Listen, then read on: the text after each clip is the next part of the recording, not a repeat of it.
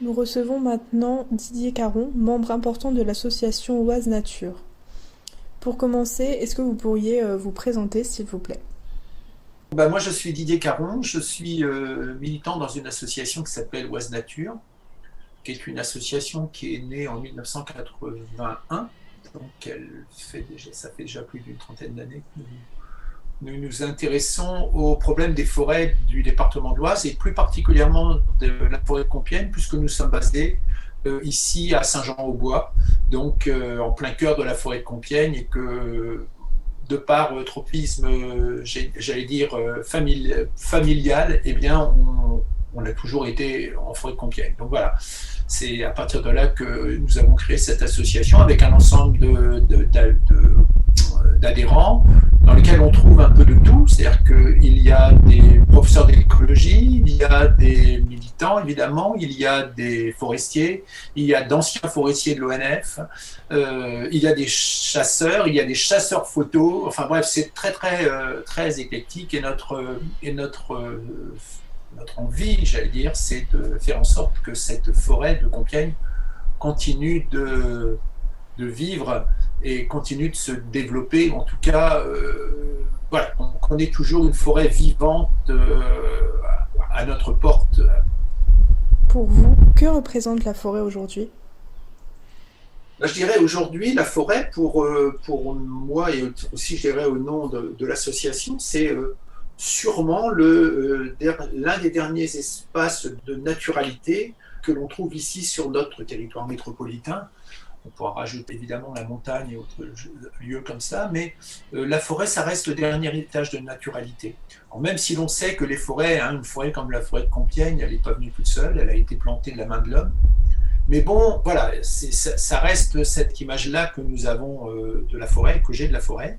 Et puis le deuxième point aussi très important, c'est le dernier endroit aussi où il reste encore un peu de biodiversité, une biodiversité qui est érodée un peu partout, mais que l'on trouve encore en forêt de Compiègne et dans les forêts, j'allais dire, des Hauts-de-France, pour être un peu plus large, même dans les forêts de France.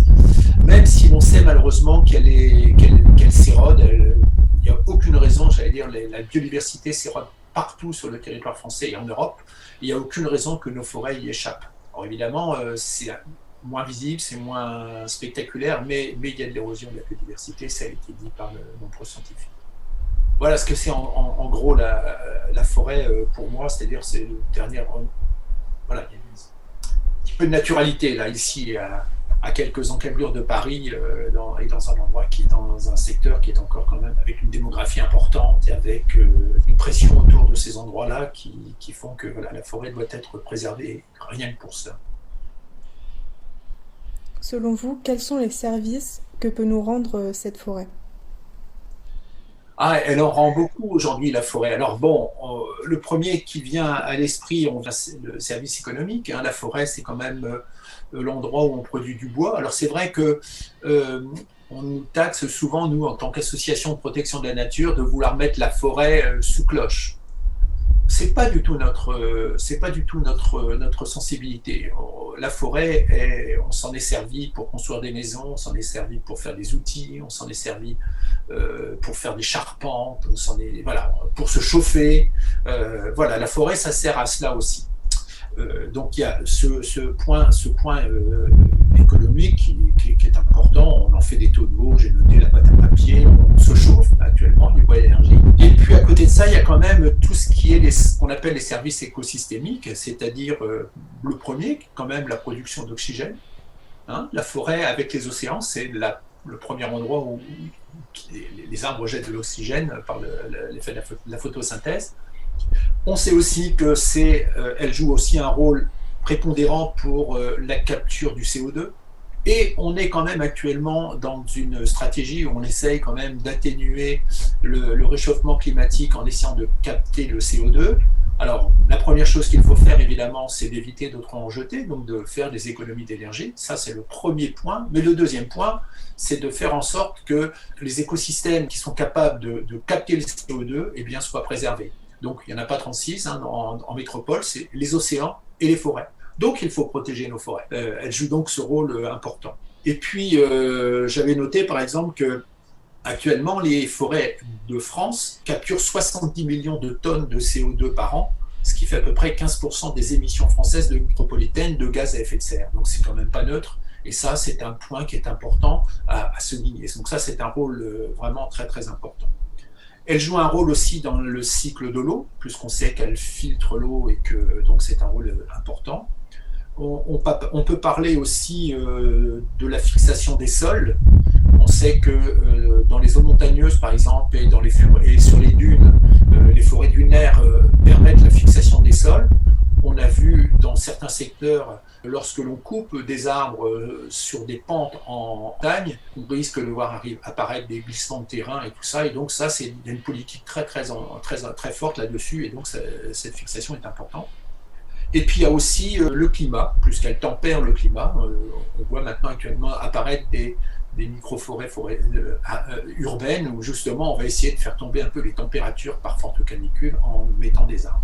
Ça, ce sont, j'allais dire, les services écosystémiques qui bénéficient à tout le monde parce que ça nous permet de vivre.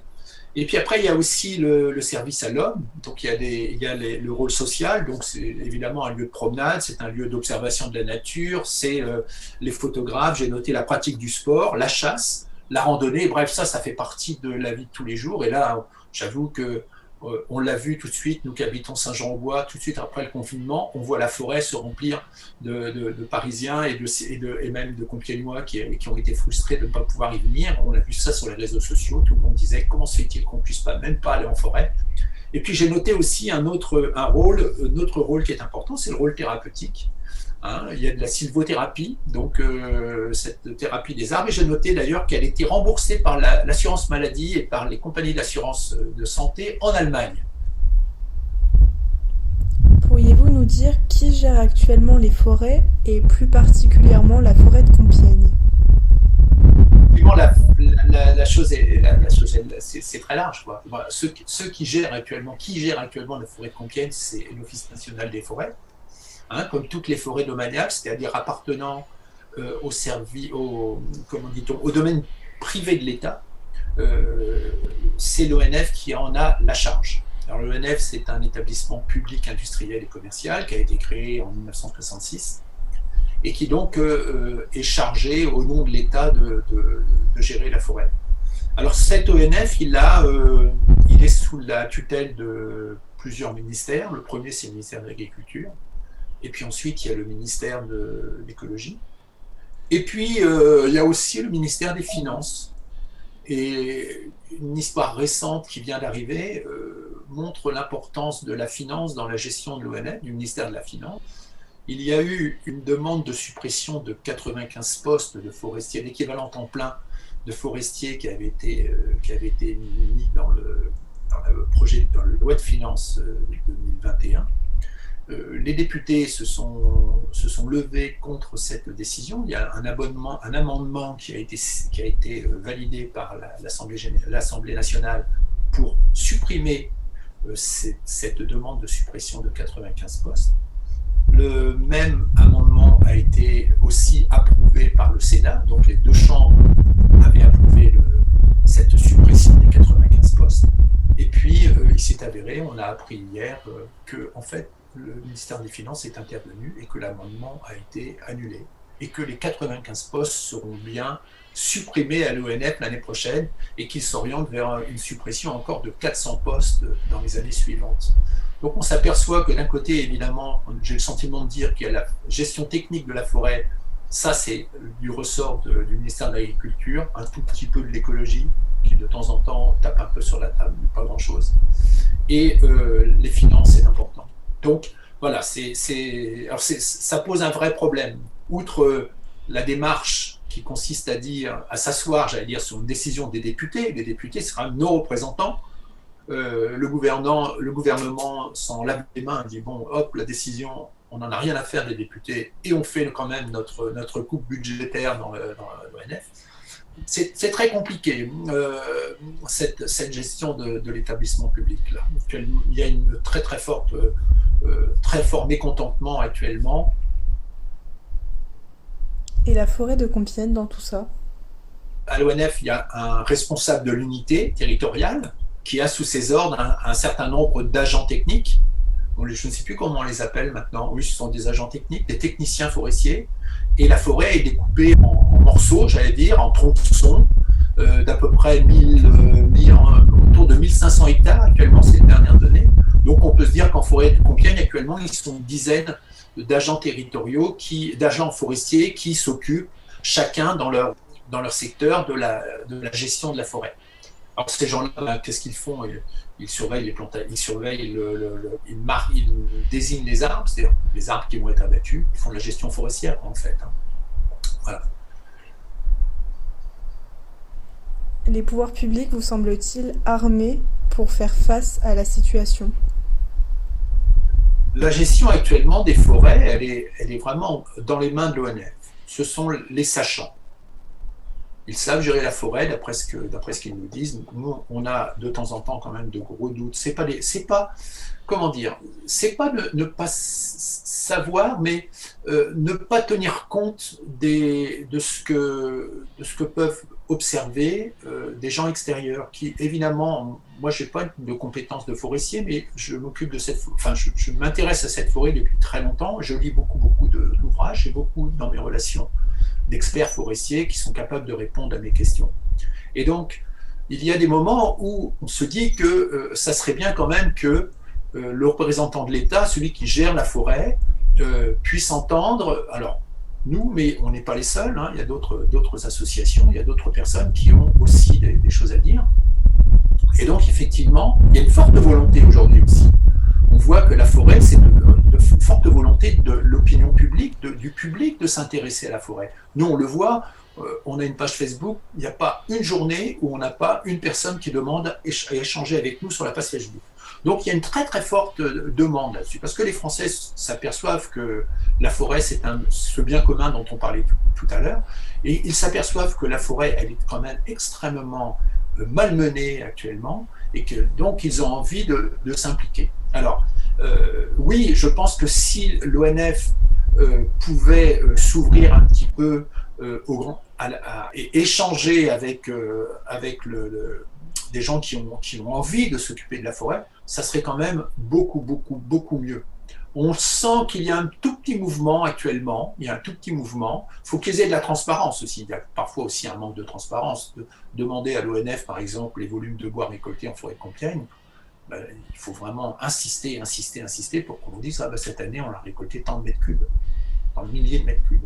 Donc voilà, il y a vraiment... vous savez, il y a des élus dans la région qui disent « Ah, mais l'ONF, c'est l'État dans l'État ». Et c'est vrai, l'ONF, c'est l'État dans l'État.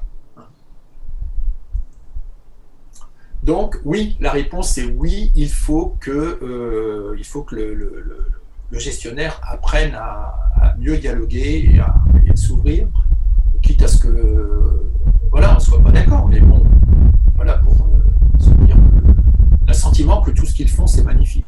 Sauf que dans les faits... parfois, non.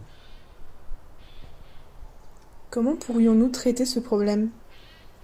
Bon, alors là, la réponse, elle est claire. Pour nous, il faut arrêter les frais, si je puis dire. La forêt de Compiègne est en grande difficulté. Alors, on sait pourquoi.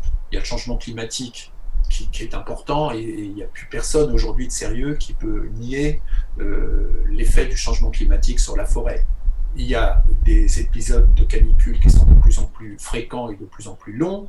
Il y a des baisses de pluviométrie à des périodes très importantes pour la forêt. On s'aperçoit qu'au printemps, il pleut moins et que donc c'est au moment où justement la forêt a besoin d'eau. Les arbres ont besoin d'eau pour sortir, j'allais dire, et pousser. Et bien là, il manque d'eau, donc ils sont en stress hydrique. Les sols de la forêt de Compiègne sont très pauvres, vraiment très pauvres. Il y a des invasions de hannetons, il y a du Prunus serotina, qui est une essence invasive qui gêne. Aujourd'hui, elle est présente dans quasiment tout le massif. Et notre dernière réunion avec M. Jaminon, on nous a dit il va falloir composer avec. Évidemment, quand elle est présente sur 80% du massif et qu'il y a des arbres qui font 20 cm de diamètre, il faut composer avec. Donc voilà, elle est en grande souffrance, cette forêt. Il y a du dépérissement. Alors la question, après, il y a la grande question du dépérissement, c'est quelle est la cause? Alors on nous dit, il y a le hanneton peut-être qui mange les racines, il y a le stress hydrique. il y a aussi des coupes qui ont été faites de façon un peu brutale et qui ont fait qu'on se retrouve avec des arbres qui sont en plein soleil. Et le hêtre est un arbre qui déteste le soleil, donc il est comme moi, il devient rouge quand il est ensoleillé et il meurt. Donc voilà. Et donc l'ONF nous dit on va récolter le bois pour éviter qu'il perde de sa valeur. On les comprend, ils ont aussi un rôle économique. Mais donc, on fait qu'accélérer le mouvement, on récolte, et puis les arbres qui sont derrière, c'est à nouveau eux qui sont au soleil, et ainsi de suite, et on fait avancer le phénomène. Donc voilà, il faut changer tout ça. D'ailleurs, vous verrez, posez la question à Jérôme Jaminon quand vous allez l'avoir lundi, il va vous le dire, il le dit assez clairement, ce que nous avons fait, ça ne marche plus aujourd'hui. Alors, on ne va pas les accabler plus que ça, aujourd'hui, c'est d'essayer de trouver ce qui va se passer demain, mais il y a maintenant des pistes qui sont assez claires maintenant chez les scientifiques, chez certains forestiers, une gestion fondée sur la nature et sur le vivant. Eh bien oui, voilà, c'est dans cette direction qu'il faut aller. C'est-à-dire le mélange des essences. Il faut mélanger des arbres au sein de la parcelle avec des arbres de différentes tailles, de différents âges. Alors ça ne se fait pas en claquant dans les mains. Il faut orienter cette gestion. Un arbre, ça ne pousse pas comme un brin de maïs ou comme un brin de blé. Donc il faut orienter cette gestion pour que voilà, il y ait des mélanges. On sait qu'il y a des arbres qui ont des racines très superficielles, donc ils vont prélever l'eau à cet endroit-là. Il y en a qui ont des racines beaucoup plus en pivot, donc ils vont aller chercher des nutriments à différents étages. Ils vont aussi se complémenter ensemble. Relisez le bouquin de Peter Vollenben sur les arbres et vous allez comprendre maintenant, on commence à bien comprendre comment tout ça fonctionne. Donc voilà, il faut faire le mélange d'essences. Il faut arrêter de faire les coupes rases. Elles ont montré qu'elles ne fonctionnaient pas. Planter aujourd'hui un chêne en plein soleil, qui va être mis en plein soleil au mois de juillet à 35 degrés, il n'y a aucun arbre qui résiste à ça. Même dans mon jardin, je n'arrive pas à le faire, ça. Même en l'arrosant tous les matins. Donc, il faut arrêter ce genre de choses. Il faut réserver la coupe à blanc lorsqu'il y a un problème sanitaire. On parle des scolites. Il y a eu des cas de scolites en forêt de Compiègne sur les épicéas. Il a fallu couper tous ces arbres-là qu'il fallait absolument récolter. Donc là, très bien, il y a eu une coupe à blanc qui a été faite. Mais il ne faut plus faire de coupe à blanc à visée sylvicole, j'allais dire. Il faut laisser des vieux arbres. Il faut faire en sorte que ces arbres-là continuent de vivre, qu'il y ait des corridors avec des chauves-souris, des oiseaux qui utilisent des cavités, des pics, des chouettes. Ce sont ces animaux-là qui gèrent les écosystèmes. Donc il ne faut surtout pas trop déstabiliser tout ça. Il faut laisser tomber les arbres morts aussi au sol, il faut les laisser. C'est eux qui vont faire l'humus de demain. Voilà, il faut aussi éviter de trop tasser les sols, et ça c'est un gros problème qui est posé aujourd'hui, c'est-à-dire que l'ONF, avec son envie d'aller récolter les arbres qui dépérissent avant qu'ils ne perdent toute valeur, eh bien l'ONF va passer de plus en plus souvent dans les parcelles. Donc ça veut dire qu'ils vont récolter des arbres de plus en plus souvent dans les parcelles, avec des tracteurs qui sont de plus en plus gros et qui vont tasser les sols. On sait que l'effet sur les sols, c'est terrible, un tracteur de débardage. Donc il faut vraiment respecter les sols, absolument. Et puis, qu'est-ce que j'avais noté d'autre et qu'est-ce que l'on peut dire d'autre? Laisser aussi de la libre évolution. On sait qu'une parcelle, on peut la laisser tranquillement vivre et puis la laisser en libre évolution et observer les choses. Moi, je crois aussi beaucoup à la régénération naturelle. Une partie des arbres vont s'adapter au changement climatique. Les petits êtres qui poussent aujourd'hui sont en train de pousser dans des conditions climatiques difficiles. Donc il n'y a aucune raison que là-dedans, il n'y a pas certains génotypes qui s'en sortent mieux que d'autres. C'est un travail d'observation, là on encourage l'ONF à observer. Malheureusement, avec ce que je vous ai expliqué tout à l'heure, avec une diminution du nombre de postes, une diminution du nombre d'agents sur le terrain, eh bien, comment vont-ils faire ça? Comment vont-ils pouvoir suivre cette gestion qui va devenir une gestion beaucoup plus fine? Avant, on coupait à blanc, on plantait en ligne, on savait presque sur le calendrier, quand on avait planté des épicéas, que 40 ans plus tard, on pouvait presque convoquer le bûcheron pour qu'il vienne faire tomber les arbres. Aujourd'hui, dans les incertitudes climatiques que nous avons, tenir un agenda comme ça, c'est juste pas possible. Il faut de la flexibilité, il faut éviter de mettre tous ses œufs dans le même panier. Alors c'est un véritable challenge, hein, parce que ça remet en cause complètement leur façon de gérer la forêt. Hein. Tous les guides qu'ils avaient hier ne fonctionnent plus aujourd'hui. Donc il faut réinventer les choses, il faut se poser des questions. Une question appelle une réponse. Et est-ce qu'ils sont bien dans la bonne direction? Ils vont faire des erreurs, il ne faudra pas leur en vouloir, mais il faut quand même éviter qu'ils en fassent de trop. Donc voilà, il faut que nous allions dans cette direction-là. Si on ne change rien, selon vous, dans 25 ans, à quoi ressemblera la forêt de Compiègne? Voilà, j'avoue que là actuellement je suis très inquiet parce que il y a beaucoup de problématiques. Alors, je sais que j'ai eu une discussion une fois avec l'ancien responsable de l'unité territoriale de Compiègne qui m'a dit: oh, mais vous vous inquiétez, il y aura toujours de la forêt. Oui, bah, j'espère qu'il y aura toujours de la forêt. Bah, je rappelle quand même que l'histoire de la forêt de Compiègne, à l'époque préhistorique, à l'époque gallo-romaine, il y avait pas, c'était pas de la forêt comme on la voit aujourd'hui. Hein. C'était plus un bocage avec des touffes d'arbres, des petits bosquets, des choses comme ça. Et c'est parce que les rois ont voulu transformer ces forêts en terrain de chasse qu'ils ont laissé grandir la forêt. La forêt de Compiègne, dans sa gestion, elle a été supportée par les forestiers, ou à l'époque des panneliers, où ils ont planté, à l'époque de Louis XV, où ils ont planté des milliers d'hectares de forêt, avec dans des conditions terribles. On parlait tout à l'heure, pour boucler un petit peu avec ce que je disais sur l'ONF, aujourd'hui il y a 10 agents en forêt de Compiègne. À l'époque des panneliers, il y avait 1000 personnes qui travaillaient en forêt de Compiègne pour faire de la plantation. Donc, ils n'avaient pas la mécanisation qu'on a aujourd'hui, mais il y avait 1000 personnes qui travaillaient en permanence dans la forêt. Et c'est grâce à ça qu'ils ont réussi à sortir quelque chose.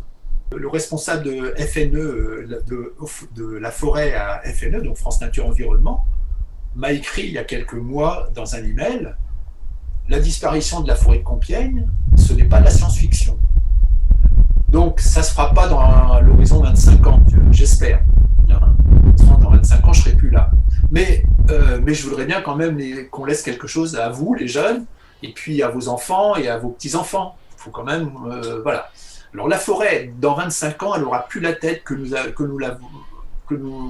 voyons l'aspect qu'elle a aujourd'hui. Et même déjà, au cours des 10 dernières années, des 20 dernières années, elle a déjà beaucoup changé. Moi, je me souviens, dans tout le dépliant publicitaire de la forêt de Compiègne, qui vantait la forêt de Compiègne, on parlait des futaies cathédrales, les futaies cathédrales. Ben, les futaies de cathédrales de la forêt de Compiègne, aujourd'hui, elles sont en train de disparaître à marche forcée.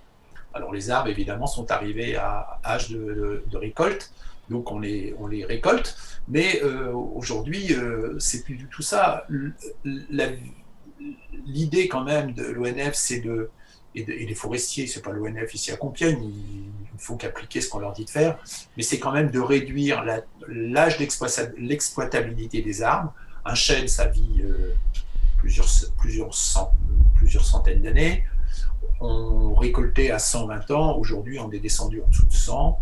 Le dernier petit document qui m'avait fait sursauter de la part de Julien de Normandie, qui disait, il n'y a pas très longtemps, dans un article à Forest Tropique, il faut faire en sorte que les forêts, qu'on puisse replanter des essences qu'on va pouvoir récolter dans 30, 40 ou 50 ans. Donc ça, c'est pas du chêne, c'est pas du hêtre, parce que 30, 40 et 50 ans, c'est des cure-dents. Donc il faut... voilà, donc la forêt va changer, mais moi je m'inquiète parce qu'il y a beaucoup de questions qui se posent et qu'on ne voit pas beaucoup de réponses. J'ai dit une fois au directeur régional que la forêt de Compiègne, dans quelques années, deviendra un gigantesque buisson de Prunus serotina, et il a regardé ses chaussures en souriant. Comme quoi, peut-être que, voilà, la chose. Mais je reviens encore un petit peu en arrière là-dessus, sur la capacité des arbres à s'adapter. Je pense qu'il y a dans nos forêts des génomes, des génotypes d'arbres qui ont des génomes qui vont sûrement s'adapter au changement climatique. j'imagine pas qu'une forêt d'un seul coup disparaisse comme ça en une décennie, parce que voilà, en tout cas, j'ai pas le sentiment. J'ai l'impression que Dame Nature a fait en sorte que un chêne qui a du mal à se déplacer, parce qu'il a quand même les pieds, les pieds au sol, eh bien, va être capable de s'avancer. Et je sais que des chercheurs de l'INRA me disaient l'autre jour là, de Bordeaux que dans un chêne, il y a plusieurs génomes. C'est pas uniquement un génome, il y a des fois jusqu'à une dizaine de génomes différents dans un chêne. Donc, il y aurait 10 arbres dans un tronc de chêne. Donc, à l'intérieur de ça, essayons, il y a aussi des hybridations qui se font entre différents chênes. Bon, bref, il y a de la génétique ici qui marche naturellement, hein, pas de la génétique de l'homme, mais de la génétique qui fonctionne naturellement pour essayer de faire en sorte que les... Mais bon, pour revenir à votre question sur comment j'imagine la forêt dans 25 ans, j'ai un peu du mal à l'imaginer. Il faut sortir un peu d'une logique économique, j'allais dire, puisque très longtemps, on a essayé comment dit-on, d'orienter la sylviculture vers les besoins du marché. On voulait de l'épicéa, on voulait du Douglas, parce que c'est des arbres qui poussent très vite, et puis ce sont des arbres de qualité que l'on peut faire, auxquels on peut faire un certain nombre de choses. Donc, comme dit-on, les producteurs, les clients des forestiers, c'est essayer de nous faire des arbres comme ça, quoi, puisque c'est ceux-là dont on a envie. Il y a quelques années, je me souviens qu'en forêt de Compiègne, il y a eu des endroits où on a planté plein de merisiers. Parce que le merisier, dans les petites trouées, on pouvait mettre quelques merisiers, et ça fait un bel arbre qui était très utilisé en ébénisterie pour faire de la marqueterie, sauf qu'aujourd'hui, on n'en fait plus. Donc ces arbres, ils sont là, ils ne vont pas les abattre parce qu'ils sont en train de pousser, mais ces arbres qui paraissaient être des arbres absolument de grande valeur parce qu'il y avait une demande, aujourd'hui, elle n'existe plus, la demande. Et c'est difficile, sur une durée aussi longue d'une centaine d'années, d'imaginer ce que va être le marché dans 100 ans. Quoi. Je veux dire, il y a beaucoup de gens qui font du marketing qui seraient heureux de le savoir. Hein. Aujourd'hui, ça évolue beaucoup, ça change beaucoup. Et donc, c'est pour ça qu'il vaut mieux essayer de tout mélanger et de dire, là-dedans, il y aura sûrement des choses qui vont intéresser plus que d'autres. D'où la nécessité de bien mélanger les essences, de bien faire en sorte que, même d'un point de vue commercial, j'allais dire, ils ont intérêt à le faire, quoi. Hein, plutôt que de s'exposer à avoir planté des arbres et de dire à la fin, oh, mais ils sont à récolter, ouais, mais on n'en veut plus de cela. Alors, mettez-le à la chaudière, faites du feu avec, et puis voilà. Hein.